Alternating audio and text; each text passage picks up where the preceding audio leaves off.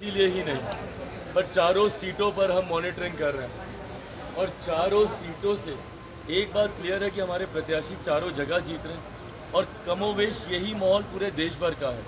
लगभग 102 सीटों के आसपास देश भर में भी मतदान चल रहा है, तो यही माहौल मोर और लेस देश भर में भी है। पर बिहार का मैं दावे के साथ मैं ज़रूर कह सकता हूँ कि 4 की 4 सीटें जीत रहे हैं और यहाँ से जो माहौल तैयार होगा वो आपको अगले 7 चरण में दिखाई देगा। और कारण भी है, जिस एकजुटता के साथ एनडीए के तमाम घटक दलों ने, हम लोगों ने मिलकर चुनाव प्रचार किया, तमाम एनडीए के गठबंधन के घटक दलों के वरिष्ठ नेताओं ने, खुद प्रधानमंत्री ने यहाँ पर सभाएं की।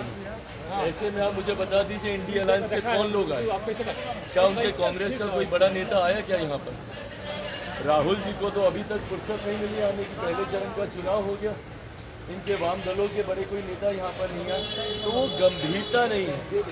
पहले चरण को लेकर कम से कम इंडिया अलायंस के घटक दलों में वो गंभीरता नहीं है, और गंभीरता का अभाव और लापरवाही और जिस तरीके से हुड़दंग और दबंगई ये लोग दिखा रहे हैं चुनाव के दौरान, इसका पूरा का पूरा नुकसान इन लोगों को बिहार में 40 की 40 तेजस्वी कह रहे हैं कि चौंकाने वाला रिजल्ट आएगा। बिल्कुल चौंकाने वाला रिजल्ट आएगा, क्योंकि पिछली बार गठबंधन में एक सीट ये लोग जीत लिए थे, इस बार वो भी हारेंगे, तो चौंकना इनके लिए स्वाभाविक है। चौंकेंगे ही चौंकेंगे। तेजस्वी की सभा में जिस तरीके से आपकी मां को लेकर अभद्र बातें बोली गई, कैसे देख रहे हैं?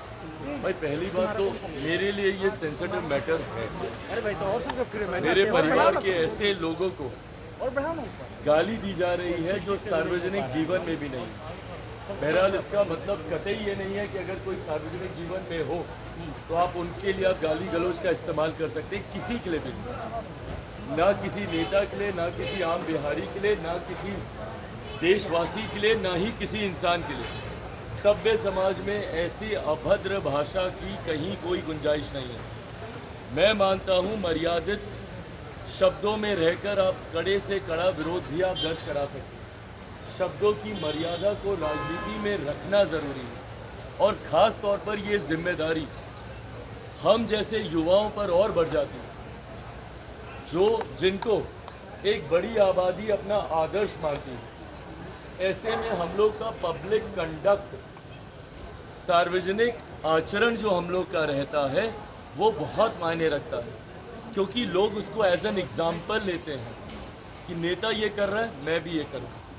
आपकी खामोशी, मौन समर्थन रहा उन असामाजिक तत्वों के लिए जो आपके सामने गाली दे रहे हैं, और आप उस पर कार्रवाई करने की बजाय या कोई कड़ा वक्तव्य देने की बजाय आप क्या कहते हैं कि मैंने सुना नहीं।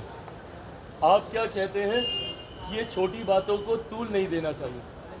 भाई खून खौलता है, और मुझे लगता है हर बेटे हर बेटी का खून खौलेगा अगर किसी के भी माँ को इस तरीके से गाली दी जाए। किसी के भी साथ ये